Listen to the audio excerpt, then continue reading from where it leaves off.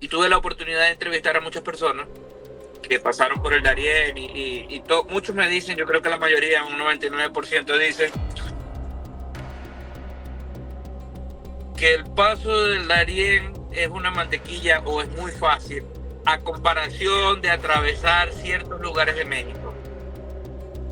Desde que tocas territorio mexicano, ya ahí se pone en riesgo tu integridad física y tu dinero, tu bolsa. Mira, te pueden secuestrar fácilmente en cualquier punto, y tus familiares tienen que responder por $1,000, $2,000, $3,000, $4,000, dependiendo las características que tenga la persona. Te cae la noche, te quitan cantidades astronómicas de dinero, si pueden te lo quitan todo. Los que van en el tren, para que no los vayan a ponchar, se empiezan a lanzar. Entonces ese miedo y ese caos que genera accidentes, esos accidentes de muerto, que perdió la pierna, que perdió el brazo, que se cayó de cabeza, todo eso ocurre porque están los de migración acechando a los migrantes que vienen en el tren, y los migrantes, a los que ven que están los de migración, empiezan a correr y a tirarse del tren.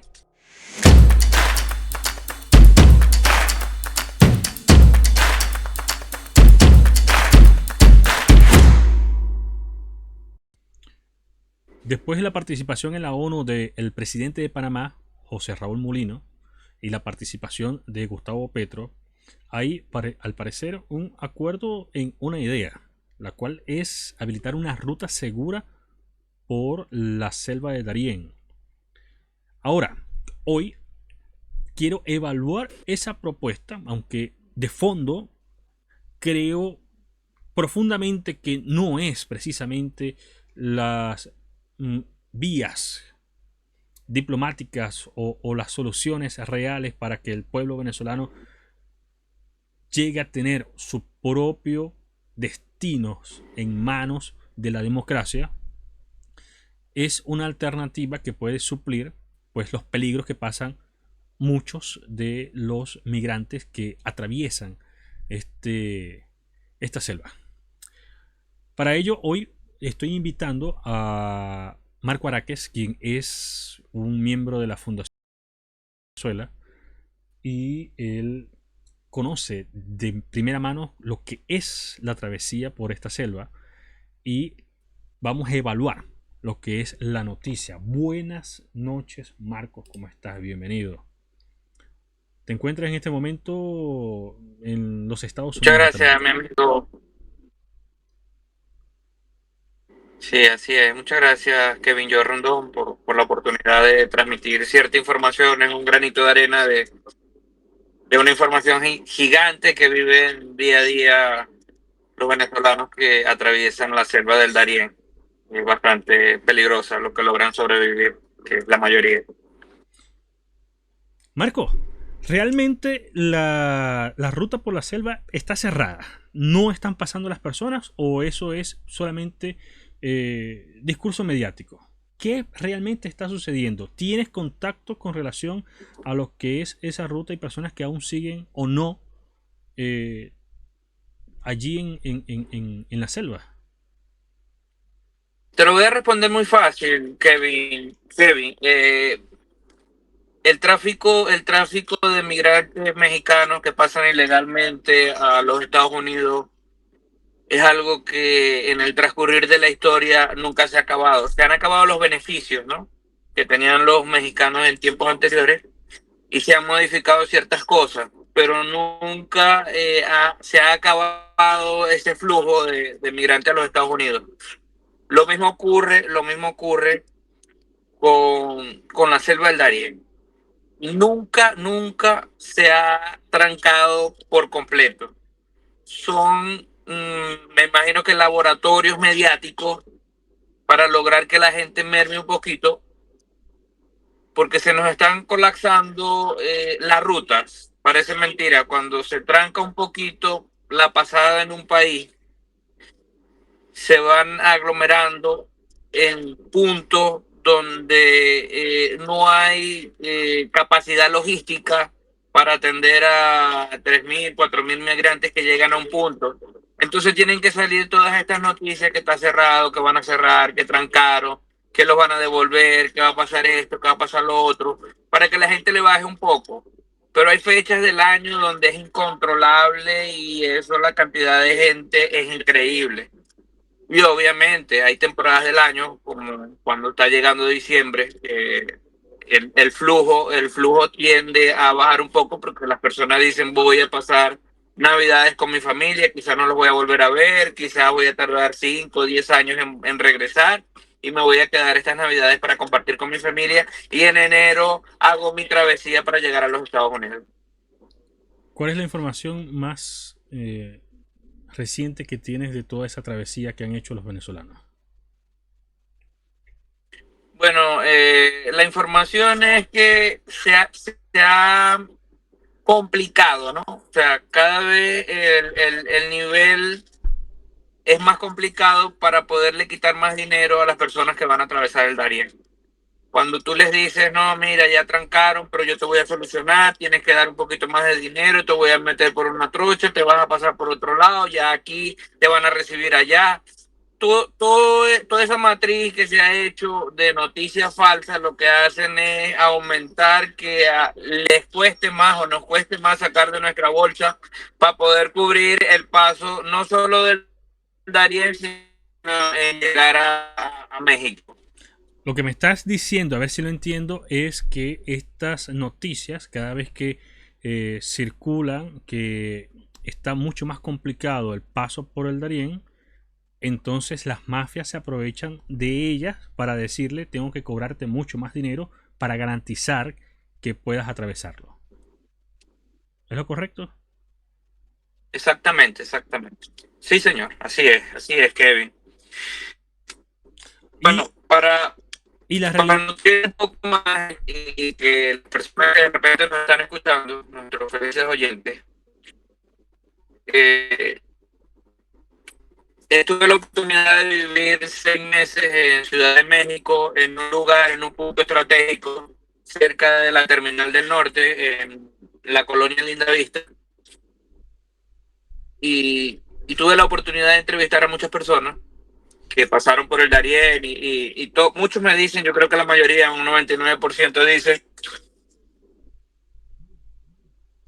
que el paso del Darién es una mantequilla o es muy fácil a comparación de atravesar ciertos lugares de México.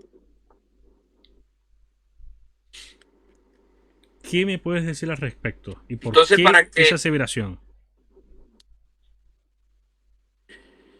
bueno, el negocio de los migrantes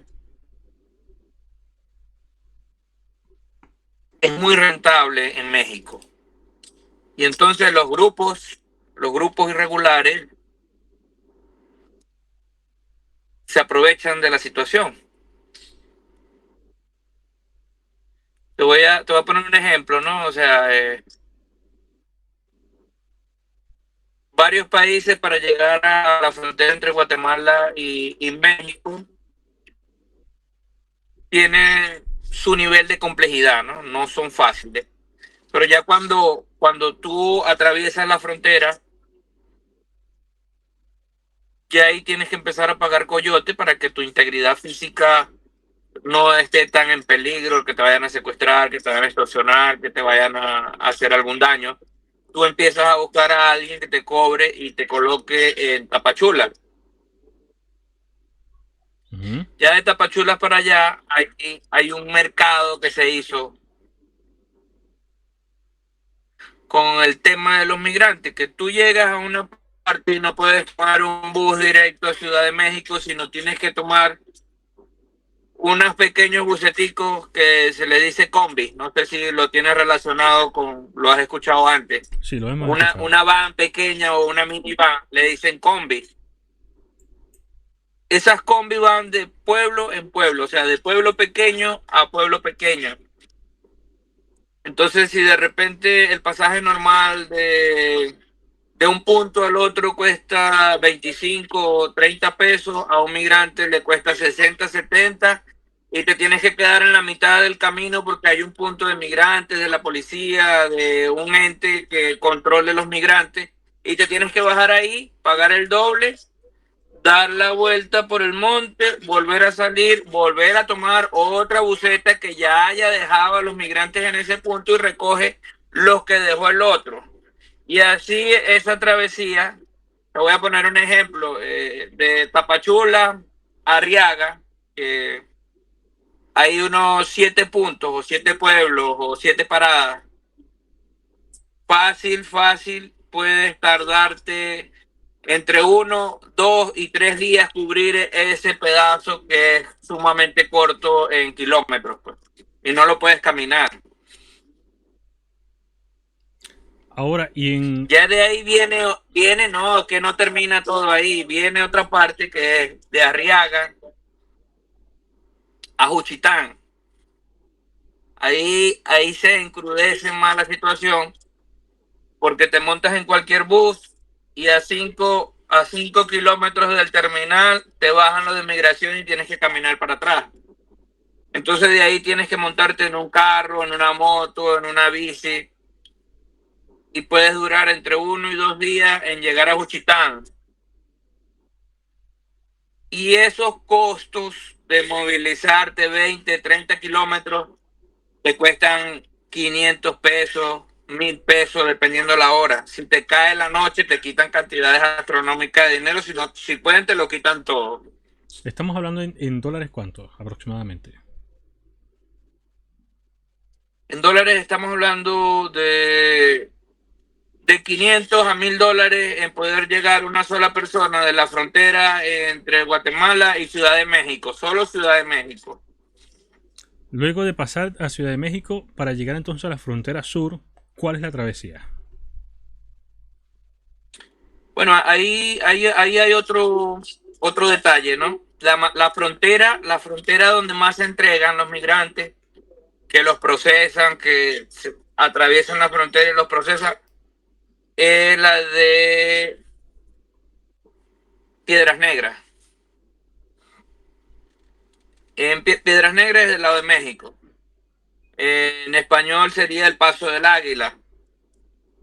Ahí, mira, ahí te cuesta desde Ciudad de México, el terminal del norte, te tienes que comprar un pasaje fuera del terminal, porque adentro del terminal, si no tienes la cita aprobada, no te van a vender el pasaje a Monterrey, porque el paso es Ciudad de México, Monterrey.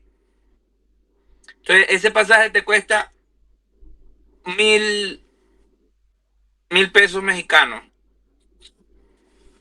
Pero en el camino hay 2 alcabalas de migración donde te quitan en la primera alcabala 500 y en la segunda alcabala 500 más, solo para llegar a Monterrey.